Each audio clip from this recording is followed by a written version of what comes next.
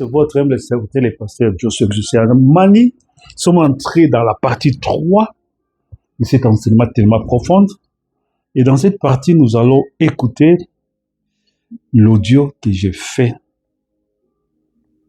quand j'étais sous l'inspiration. J'ai fait cet audio. Parce que les enfants participent. Ainsi, puisque les enfants participent au sang et à la chair. Cette déclaration est une déclaration qui statue la préexistence. Ça veut dire avant l'existentialisme de la création. Et elle, les pères et les enfants se retrouvent ensemble. Dans la première partie de cette déclaration. Ainsi donc, puisque les enfants participent au sang et à la chair, il a également participé lui-même. Donc, avant de participer, parce que ça ne commence pas par participer. Ce verset statue, ça ne commence pas par participer. Or, participer, c'est la création. C'est au commencement, Dieu créa les cieux et la terre. C'est au commencement était la parole. C'est au commencement, Dieu dit. Ouais. C'est au commencement était le logos. Ouais. Mais avant le commencement, c'est là où se tiennent ces versets. Ainsi donc, puisque les enfants participent au sang et à la chair, donc les enfants de elle et la Elohim, donc j'appelle les pères elle et la, et les enfants elle et la, les fils elle et la, les pères elle et la, et les fils elle et la. Cette déclaration statue que nous avons préexisté. Elle est la père et elle est les fils.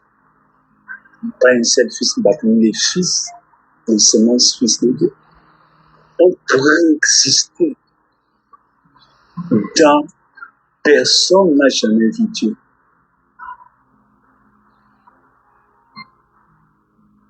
Dans personne n'a jamais vu Dieu. Elle est là. On est tous préexistés. Ça veut dire qu'ils ont préexisté dans l'âge avant la création, qui est l'âge invisible. Alors, personne n'a jamais vu Dieu. Dieu est invisible. Personne ne l'a jamais vu. Donc, avant la création, elle est là, l'être glorieux, était l'être invisible. Donc, personne n'a jamais vu. Donc, personne ne peut le voir. L'être invisible est un corps. Et ses fils aussi ont préexisté dans le préexistentialisme comme étant des fils dont personne n'a jamais vu. Donc, personne ne peut voir. Le corps invisible de Dieu dont personne n'a jamais vu. L'être invisible.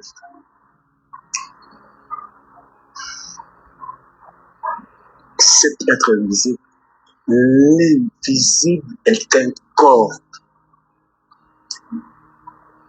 Mais ce corps-là n'est pas dans l'existentialisme, ça veut dire dans au commencement. Seul Dieu peut voir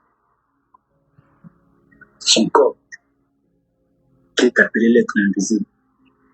Donc les fils de Dieu, ceux qui sont les êtres invisibles, peuvent aussi voir, mais pas avec les yeux qui ont été créés. C'est quand nous étions en lui, lui étant être invisible, et nous les fils des êtres invisibles, nous étions dans quelle dimension? Peut-être on n'a pas les mots dans cette création, mais nous pouvons appeler dans la divinité, dans les elle et là. Et quand des elle et là, nous pouvons voir avec, si ce sont les yeux, si ce sont, je ne sais pas, avec cette dimension de elle et là. Alors, dans cette dimension-là, puisque les enfants participent, ces enfants-là qui étaient là avant de participer, vous voyez, ça veut dire les enfants et les enfants, elle est là, et le père, elle est là, avant de participer, ils étaient ensemble, ils réexistaient. Alléluia. Sous quelle forme? Parce que c'était avant la création. Ici, c'est avant la création. Dieu est l'être invisible que personne n'a vu, que personne n'a pu voir. Ces fils qui sont dans le sein du Père sont aussi des êtres invisibles que personne n'a vu, personne. Il est les elle et là. Donc, ces fils aussi sont des elle et la fils. Amen. Donc, l'être invisible que personne n'a jamais vu, que personne ne peut voir. C'est Dieu. Dieu est invisible par rapport à la création. Mais Dieu n'est pas invisible par rapport à lui-même. Dieu est invisible par rapport à la création. Mais Dieu n'est pas invisible par rapport à lui-même. Alors, nous retournons au commencement, avant le commencement, le elle et la Elohim. Nous retournons avant le commencement, le elle et la Elohim. Donc, j'étais le elle et la Elohim, que personne n'a vu, que personne ne peut voir, qui n'a pas de forme. Ça, c'est par rapport à la création. Mais par rapport à la divinité, à lui-même, l'être sans forme, invisible, que personne ne peut voir. Lui-même, si c'est par les yeux, si c'est par d'autres dimensions, il peut se voir lui-même. Donc là, je suis en train d'expliquer quelque chose de profond, tellement profond. Nous avons dit que puisque les enfants participent au sang et à la chair, ainsi donc, puisque les enfants vont participer au sang et à la chair, moi-même Dieu, donc Dieu lui-même dit, lui-même Dieu, moi, il va participer lui-même aussi. Parce que les enfants de Dieu viendront dans la chair. Parce que je vais former des corps à la poussière de la terre. Que mes fils qui sont dans mon sein, ils vont entrer dedans. Moi-même aussi, Dieu, j'y vais essayer. Je vais former un corps dans le sein de Marie, j'entrerai. C'est ça ce que Dieu a dit. C'est-à-dire, c'est la façon simple d'expliquer ça. Vous voyez? Ça veut dire Dieu parlait avant la création. Comme mes enfants, je vais former des corps et mes enfants vont habiter dedans. Moi-même, lui, le Seigneur Jésus-Christ, il va aussi venir, il va entrer, former un corps qui va habiter. Pourquoi Dieu va faire ça? Or, les anges ont été créés. Les anges n'ont pas existé dans l'éternité. Avant la création, les anges n'ont pas existé ni dans l'éternité. Ils étaient dans la pensée de Dieu, oui. Parce que Dieu connaissait la fin des commencements. Il savait qui, il connaissait qui devait vivre, qui va le créer, sa forme, sa physionomie, tout ça, ses caractéristiques et tout ça. Tu étais dans la pensée de Dieu avant la fondation du monde. Mais ils n'ont pas préexisté. Mais les fils de Dieu, que j'appelle les fils El Elohim, ont préexisté tel qu'il est, c'est tel que nous sommes. Partout où Dieu était, nous étions là avec lui. Quand lui était l'être invisible, nous étions être invisible avec lui. Quand lui était le El Elohim, nous étions des El Elohim à l'intérieur de lui. Des parties comme des semences vie en lui. Comme la partie de son corps. Quand lui était le corps invisible, nous étions aussi des corps invisibles en lui. Voilà pourquoi, quand Adam a péché, Dieu ne pouvait pas laisser Adam. Parce que Adam vient de l'éternité. Ouais. Voilà pourquoi ces versets notre base. Parce que les enfants vont venir dans la chair. Parce que je vais créer un corps pour mes enfants. Ils vont vivre sur la terre. Quand je vais créer les cieux et la terre, mes enfants vont vivre sur la terre. Moi, je vais habiter au ciel. Alors, je vais créer un corps dans lequel ils vont vivre. Mais je viendrai aussi un jour les visiter. Je vais aussi prendre un corps. Dieu ne peut jamais perdre ses enfants. C'est la base même de cet enseignement. Ou c'est la pensée. Pourquoi ils ne peuvent pas les perdre? Parce qu'ils sont une partie de lui. Vous voyez? Quand nous retournons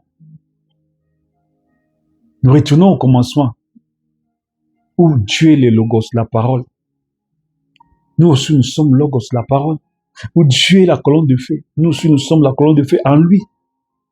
Et maintenant, quand nous retournons avant le commencement, l'être invisible que personne n'a vu, que personne ne peut voir. Nous aussi, nous sommes des fils, germes, vie, être invisible que personne n'a vu, que personne ne peut voir. Dans le sein de Dieu. Alors pourquoi Dieu ne peut pas nous abandonner? Non. L'image que les gens ont sur l'homme, en commençant par l'homme Jésus-Christ, ils voient Jésus-Christ, le corps qui a été formé dans le sein de Marie. Mais Jésus est plus grand que ça. Ça, c'était un tabernacle. Ça, c'était une tente. Ça, c'était un temple. Vous voyez? Le corps qu'il a habité. De la même façon que Moïse avait construit un tabernacle dans le désert. C'était l'image de Jésus-Christ. Mes enfants aussi devaient venir dans un tabernacle. Dieu aussi lui-même est venu dans un tabernacle.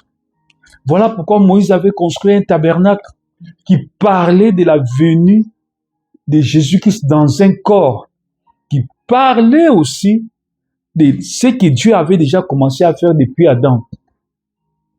Il a formé un tabernacle de la poussière de la terre. Et Adam était habité. Et Dieu a placé Adam dedans. Dieu dit, faisons l'homme à notre image et à notre ressemblance. L'homme à l'image de Dieu, ce n'était pas l'homme de Genèse 2 qui a été formé de la poussière de la terre. Non. Quand Dieu créait, Adam était là. Quand Dieu créait les cieux et la terre, Adam était là sous forme de théophanie. Quand Dieu créait les cieux et la terre, nous étions là sous la forme de théophanie. Quand Dieu créait les cieux et la terre, nous étions là sous la forme du livre. Quand Dieu créait les cieux et la terre, nous étions là en lui. Dieu nous a prédestinés avant la fondation du monde. En lui, nous avons préexisté avant la fondation du monde. En Jésus-Christ, le corps, la première manifestation de Dieu. Dans cette première manifestation de Dieu, nous étions manifestés dans cette première manifestation de Dieu. Voilà pourquoi Dieu ne peut pas abandonner l'homme. Parce que c'est une partie de lui. Même si tu souffres, même si tu... Mais non! Quand Jésus est venu sur la terre, il était l'homme des douleurs habitué à la souffrance. Il n'a pas habité dans la maison des rois. Il n'était pas jalonné de richesses. Il avait faim. Il manquait à manger. Il a envoyé ses disciples aller acheter à manger. Vous voyez, il était battu, il était flagellé, ça veut dire avec des fouets, mais c'était le Dieu du ciel, dans un tabernacle. Ça veut dire la souffrance sur la terre fait partie de notre train de vie. Si Dieu, qui a toutes choses, quand il est venu sur la terre, n'a pas possédé toutes choses, bien que spirituellement, il possédait toutes choses. Il a traversé la souffrance. Lui qui pouvait lui infliger la souffrance. Le roi des gloires, le Seigneur des seigneurs. Mais il a pris un corps semblable à notre corps. Il a pris un tabernacle semblable à notre tabernacle. Il s'est vêtu d'un temple semblable à notre temple.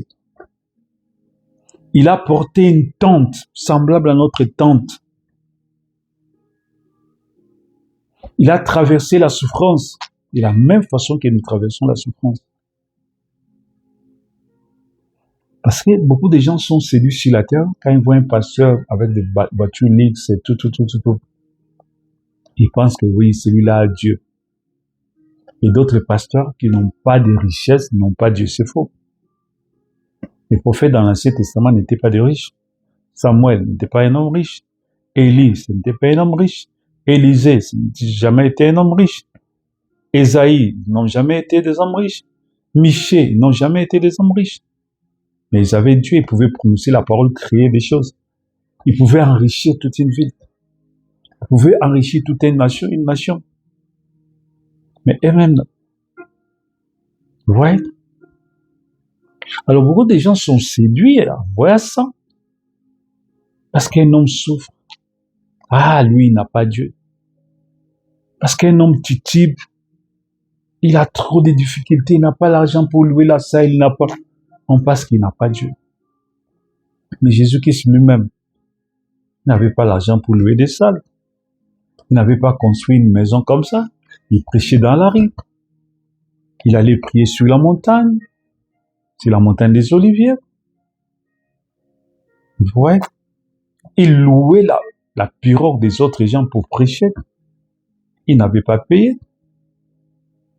Il louait ça. Il n'était pas les plus riches sur la terre.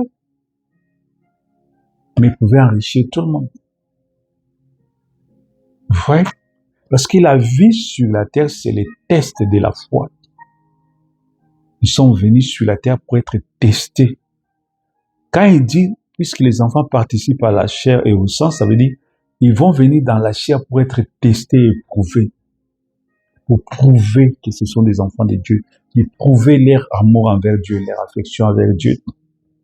Qu'ils aiment Dieu, quoi qu'il en soit, quoi qu'il en arrive, ils persévèrent dans la... Ils sont les Hébreux chapitre 11. Ceux qui par la foi, vaincus des royaumes, furent persécuteurs, connurent des persécutions, tués, sciés, brûlés. Ouais, ça c'est les tests dans lesquels nous sommes venus sur la terre pour être testés, éprouvés. Pour tester notre foi, c'est le plan de Dieu. C'est lui qui fait partie de ce plan-là, se retrouve dans ça, il est dans la joie. Voilà pourquoi la Bible dit que les justes se réjouissent dans les épreuves. Parce qu'il est comme l'or qui est brûlé pour faire jaillir son éclat. Les épreuves nous permettent de s'exprimer, de faire jaillir ce qui est à l'intérieur. Les enfants de Dieu passent par l'humiliation, par les rejets, par les refoulements, par les injures, les insultes, toutes sortes de choses.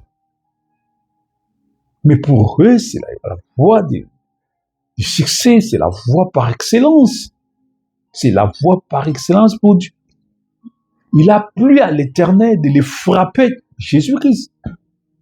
Ça veut dire, il a plu à l'Éternel de nous frapper, nous qui sommes partisans de son corps. Il a plu à l'Éternel, ça veut dire, s'il a plu à l'Éternel, et ça doit aussi te plaire.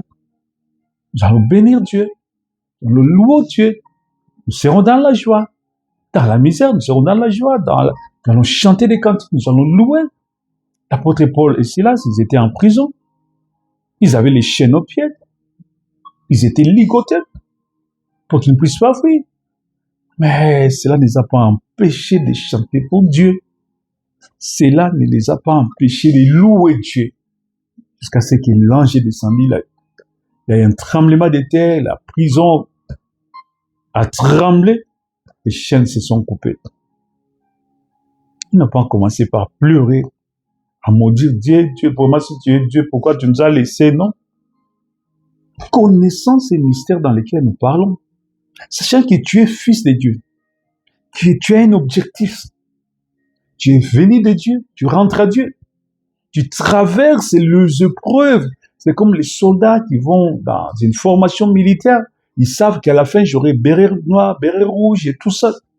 C'est une épreuve de formation pour que je puisse exprimer ce qui est en moi. Et après, je serai au travail. Ils ne pleurent pas, on les chicote et c'est dur, mais ils avancent. C'est ça la vie d'un chrétien. Voilà pourquoi la Bible dit que comme des soldats, soyons comme des soldats qui ne rougissent jamais, qui avancent, quel que soit qui avancent. Ils savent que Jésus, quand Jésus est venu, s'il était frappé, il savait qui il était. Il savait que je suis sorti du sein du Père. Je rentre à Dieu. Cette déclaration. Et pour chaque fils et fille de Dieu, je suis sorti de Dieu, je rentre à Dieu. Car personne n'est allé au ciel, sinon celui qui est descendu du ciel, le Fils de Dieu qui est au ciel. Ouais. Il persévérait dans ça. Ainsi donc, puisque les enfants participent au sein et à la chair, il avait participé lui-même.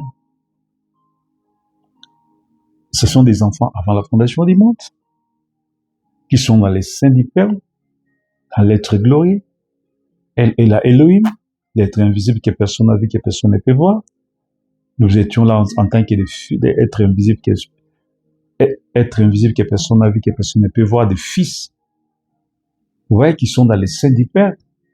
Quand il sort de l'éternité, au commencement était la parole, il crée le corps parole, qui n'a jamais été créé.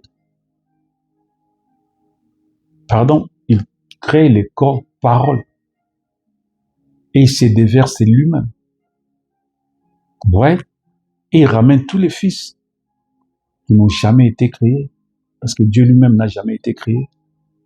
Et si lui-même, il n'a jamais été créé, de l'éternité, et nous qui sommes les fils, participants de son sein qui n'a jamais été créé, donc nous sommes aussi des fils. Ouais. Dans les seins du Père qui n'ont jamais été créés. Et quand il crée d'abord un corps, la parole, commencement était la parole était avec Dieu, la parole était Dieu. Il rentre là-dedans, le corps théophanique, la colonne de feu, il nous ramène tous là-dedans. Ouais, tel qu'il est, c'est tel que nous sommes. À chaque étape, nous sommes avec lui. Quand il est Père éternel, l'éternité, elle est lui, nous sommes un avec lui. Nous sommes en lui, dans son sein. Il crée les logos, la parole du commencement. Nous sommes en lui, nous sommes dans son sein, nous sommes le corps parole, il devient le corps théophanique. Nous sommes en lui, nous sommes dans son sein, nous sommes le corps théophanique. Il crée les cieux et la terre, il va au trône. Nous sommes en lui, nous sommes dans son sein. Quand il créait toutes choses, nous étions là. Proverbe chapitre 8, verset 22. L'Éternel m'a créé avant ses œuvres, vous savez, ses œuvres les plus anciennes. Quand il créait les cieux, j'étais là. Qui parle? C'est la parole. Or, nous sommes participants de cette parole-là. Ce verset-là est applicable à chaque fils et fils de Dieu. Nous étions là quand il créait. Nous étions là quand il créait. On voyait toutes choses parce que nous étions en lui. Si tu étais en lui, tu avais vu. Ouais. Si tu es là à l'intérieur, quand je parle, mais tu vois aussi à partir de l'intérieur. Quand il créait les anges, nous étions là. Tous ces êtres-là qui ont été créés, les archanges, les chérubins, les séraphins, les êtres vivants, on les a vus tous. Comment ils ont été créés. Ouais. Et Dieu leur a demandé, Dieu leur a donné l'ordre, parce que Dieu donne l'ordre de rester fidèle. Sachant qu'il avait créé un tiers des catégories des anges dans 2 temps, comme je l'ai dit dans l'autre temps. La Bible dit, il crée l'adversité et la lumière. Quand ils ont cessé de mettre la lumière, et puis ils sont entrés dans les ténèbres. C'est comme ça qu'ils ont chuté. On les a vus. Ouais. Pourquoi? Dieu avait créé les temps, les jours et la nuit. Ouais. Ça veut dire que la chute allait venir. C'est dans ce processus-là. Dans ces principes-là, c'est un principe. Les jours et la nuit, c'est un principe. Ça montrait que la chute allait venir. Qu'Adam allait tomber. Aussitôt que les jours va arriver à sa fin, ce sera la nuit. Ça veut dire la chute va entrer. L'ennemi va entrer. Ouais, les ténèbres vont venir. Et moi, Dieu, je viendrai vous sauver. C'est comme ça que Dieu disait. Je prendrai aussi les corps. Je vais passer aussi par les mêmes tests que vous. Et je vais vous faire sortir de ça. Ouais, parce que Dieu ne peut jamais perdre ses fils. Nous sommes ses fils. Donc, que le diable ne peut jamais... Qu'est-ce que je suis en train de faire? Je suis en train d'imprimer dans votre esprit. Le diable ne peut jamais vous mentir. Et vous serez perdu. Un fils de Dieu ne sera jamais perdu. Seuls les fils de la perdition seront perdus. Sauf les fils de la perdition qui seront perdus. Mais un fils de la vie, un fils El Elohim ne sera jamais perdu. Notre véritable identité, c'est le El Elohim. Jean 1,18, personne n'a jamais vu Dieu. Le Fils unique qui est dans les seins du Père, c'est celui qui l'a fait connaître. L'être invisible que personne n'a jamais vu, c'est un corps invisible que personne n'a jamais vu. Personne ne peut voir. Seul Dieu lui-même peut se voir lui-même dans sa dimension avec ses dieux invisibles. Amen. L'être invisible que personne n'a jamais vu est un corps. Il est invisible par rapport à la création. Il est invisible par rapport à tout ce qu'il a créé. Mais il se voit lui-même dans sa dimension à lui. Pas par rapport à Dieu, mais par rapport à... Il est invisible par rapport à la création. Il n'est pas invisible par rapport à lui-même. Dieu lui-même, il voit lui-même. Parce qu'il a ses capacités au-delà de nous. Vous voyez? L'être invisible que personne n'a jamais vu est un corps. Il est invisible par rapport à la création. Il n'a pas de forme et tout ça invisible par rapport à la création, à tout ce qu'il a créé, mais pas par rapport à lui-même. Par rapport à lui-même, il se voit lui-même, car Dieu habite dans Dieu. Il a créé un corps. Toutes les visions d'Apocalypse, on voit l'être glorieux assis sur le trône qu'on appelle Dieu, qu'on adore. Dieu habite dans ce corps-là. C'est son temple, c'est son tabernacle céleste. Parce que Jésus a dit personne n'a jamais vu Dieu. Alors ceux qui le voient dans le trône, ça veut dire Dieu habite dans Dieu. Amen. Il est tellement grand que même la création ne peut lui contenir. Salomon dit, les cieux des cieux ne peuvent lui contenir. Qu'est-ce que Salomon avait vu pour faire une telle déclaration? Job chapitre 4, verset 18. Si Dieu n'a pas confiance à ses serviteurs, s'il trouve de la folie chez ses anges, Job dit clairement qu'il trouve de la folie dans ses anges. Il se révèle tellement, mais il reste un grand mystère. Aucun ange ne connaît Dieu plus que le Fils El Elohim. Nous devons retourner dans notre position en Christ avant le commencement. La théophanie est encore une maison d'habitation. La théophanie est un tabernacle, une maison d'habitation. La théophanie est un temple, une maison d'habitation. La colonne de feu est un corps, une maison d'habitation. La colonne de feu est un tabernacle, une maison d'habitation. La colonne de feu est une tente, une maison d'habitation. L'âme est un corps, une maison d'habitation. L'âme est un tabernacle, une maison d'habitation. Le logos est un corps, une maison d'habitation. Elle est la Elohim et notre essence. Nous habitons dans l'âme. L'âme, c'est un corps. C'est le 1/10 de notre corps. L'âme, c'est le 1/10 de notre corps. Frère Branham dit, l'âme, c'est comme les boutons, petits comme ça. parce qu'il est le 1/10 de la théophanie. Nous vivons en 2 dimensions, ici sur la terre et au ciel. Ici sur la terre, nous vivons dans l'âme. Au ciel, nous vivons dans la théophanie.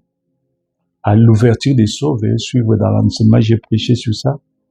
Dès qu'il a fait un, la théophanie est descendue pour s'unir à l'âme. Ta théophanie, c'est lui l'ange de l'Éternel qui marche auprès de toi. Ta théophanie, c'est lui la personne même du Saint-Esprit qui intercède pour toi.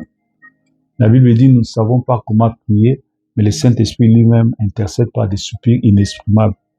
La théophanie, c'est l'être, la personne du Saint-Esprit, à ton image et à ta ressemblance. Ça veut dire que tu as été créé à l'image, à la ressemblance de ta théophanie. Parce que la théophanie, c'est le corps divin. C'est la divinité sous la personne, sous la forme de l'ange de l'Éternel. La théophanie, c'est la personne du Saint-Esprit. Et tu intercèdes par ton âme à ta théophanie, et cela monte à Dieu. Quand Dieu veut te parler, il parle par ta théophanie, ça touche ton âme, et tu peux capter ça. Alors, quand ta théophanie et ton âme devient un, c'est la divinité dans la chair. C'est le 3e pôle dans toute sa puissance. Les prémices du Saint-Esprit, c'est le baptême au niveau de l'âme. Ton âme, c'est les prémices du Saint-Esprit. L'onction qui est descendue à la Pentecôte, c'était pour purifier, laver ton âme, afin de oindre, permettre à ton âme de s'exprimer. Les prémices du Saint-Esprit, c'est ton âme. La personne du Saint-Esprit, c'est ton attribut qui est ta théophanie. Amen, c'est lui qui intercède pour toi. Le médiateur entre Dieu et l'homme, c'est la théophanie. C'est lui qui est le médiateur entre toi et Dieu. C'est lui qui intercède pour toi. Amen. Philippiens 2, 7, 8. Mais c'est depuis lui-même, en prenant une forme de serviteur, en devenant semblable aux hommes et en paru comme un simple homme. Il s'est humilié lui-même, se rendant obéissant jusqu'à la mort. C'est la partie 4 que nous allons voir. Que Dieu vous bénisse richement, c'est profond, profond. Amen, amen, amen, amen, amen. Oh Jésus.